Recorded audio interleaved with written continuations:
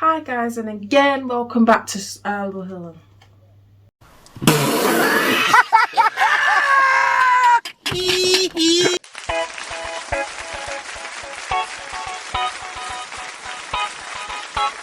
Hi guys, welcome back to Shares Cool Beans, and in today's video I'm going to talk to you about how to observe a maths or literacy lesson. So they're more or less the same. Before I start, please subscribe to the channel. I feel like I always forget to say that, so if that just seemed very random, me saying that, I always forget, so that's why. Please subscribe to the channel. Let's build this teacher training empire together. It's been, I wouldn't say a wild couple of weeks, but it's been very overwhelming. So yeah, please subscribe to the channel if you want to see more PGCE updates. I will be documenting my journey, so there's lots more to come on this channel. And also please follow me on my teaching gram at miss.coolbeans. So let's get into this video. So as I'm talking to you about how to observe a maths or literacy lesson, this isn't from my own head. This is actually the layout that my training provider has given us. So I don't want anyone to think I'm an expert in no way, shape or form. You may have a different way of observing, but this is just what I've been told. This is what's on the sheet. I'll show you here. And I just found it really useful, so I thought I'd share it with you guys, just if you think you want a different way of observing or what exactly to observe.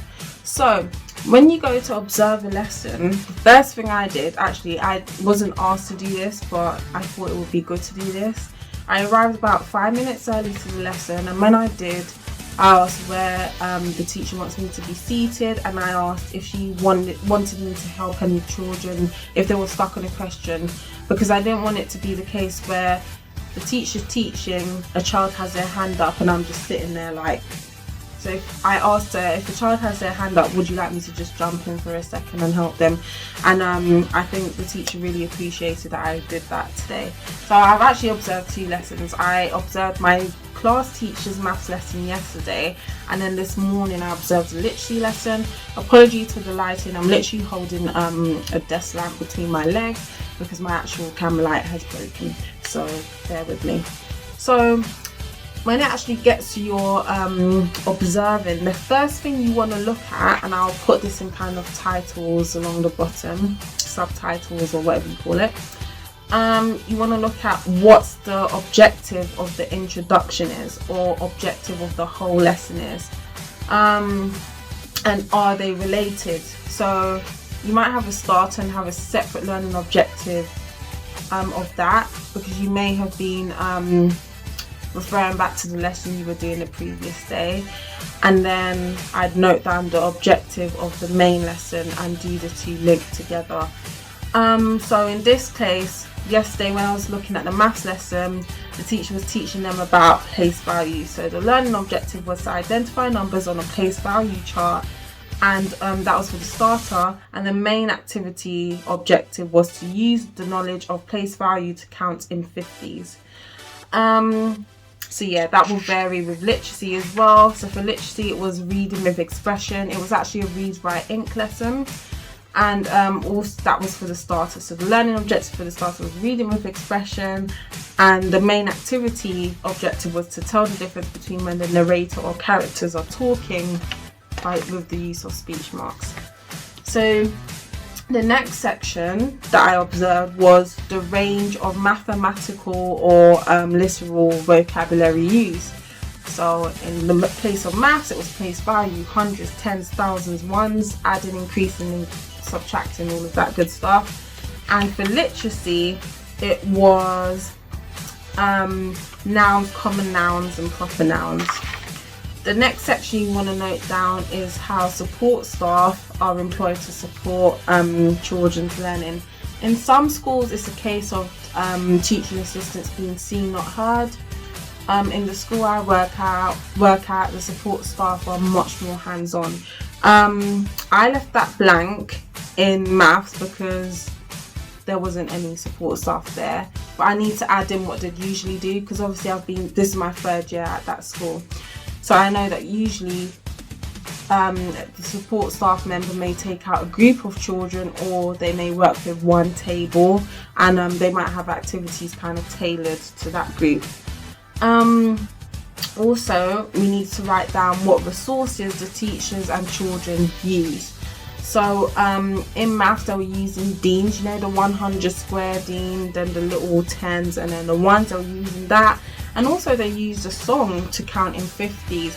I think using songs to learn things it's really helpful. Everyone loves a good song, and pardon me, I find it much easier to learn a song in like a different language than to just learn it off of a board or something. So using songs on YouTube is really, really useful.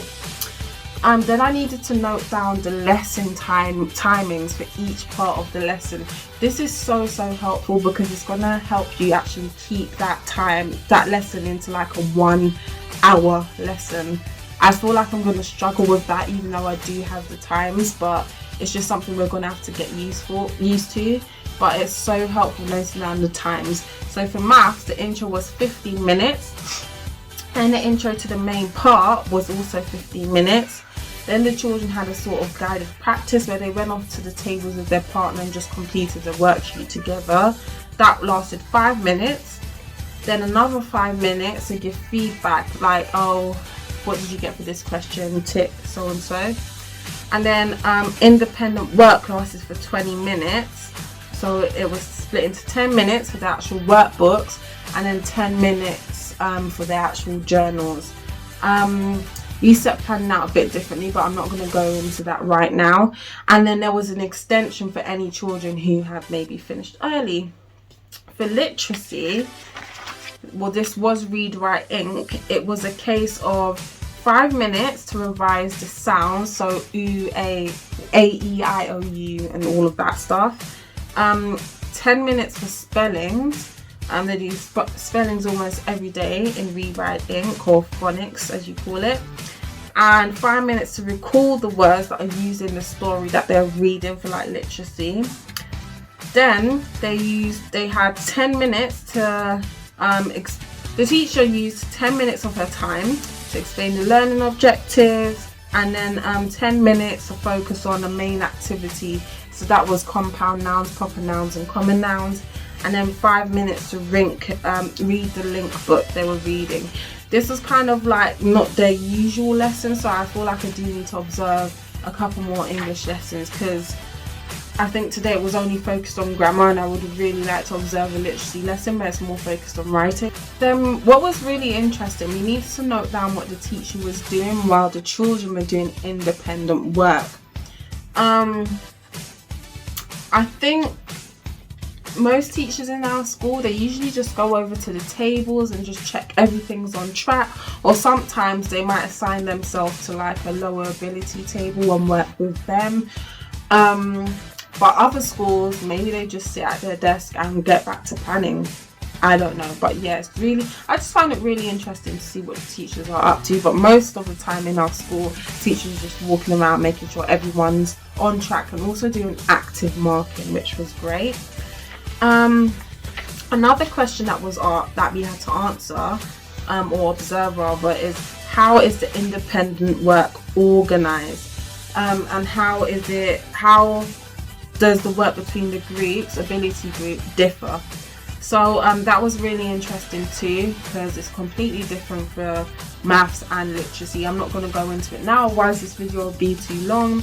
But how is it sort of split into sections? So the children in maths, they do a guided practice with their partners. Then they do some independent tasks in their workbook, which is the same questions for every single child, no matter what ability. And when they get onto their journal task in their exercise books, they actually have like maybe a worksheet that is tailored to their ability.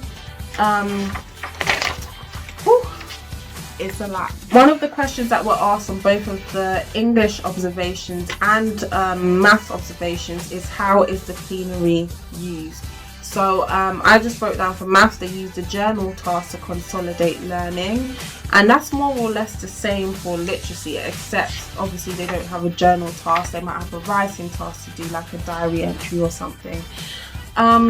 We also had to note down how the teacher assesses what the children have learned. So for maths, the teacher asked them to count together and 50s out loud. Then they had a guided practice to do with their partners, and then obviously they used new gained knowledge of the main lesson objective to work on something else. And that's kind of like the same case with literacy. They might be asked to write down a sentence including a common noun or proper noun or something. And the last thing I had to observe was the range of abilities within the class and what I thought they had learned. So it's a mixed ability class. I couldn't really pick out, actually I could, I just didn't, but now I come to think of it, they were set into table. Most tables had mixed ability, but then there was one table that had like the lowest ability children, so that a support staff member or like the teacher could just assign themselves to that table while they're doing independent work. And children who were lower ability, who may have found the work a bit challenging, they were given other techniques to use to like count up in 50s, for example. So you taught them that using their knowledge of 5 times tables could help them with their 50, well, not 50 times tables, but counting in 50s. And in literacy, this was a case of like using the idea of threading. So if I'm even going to spell, this is an example of threading. So if a child is like, Miss, how do I spell thread? Yeah, the word thread, I might say, okay, look at my lips. So the child knows that's TH. The child knows that's R.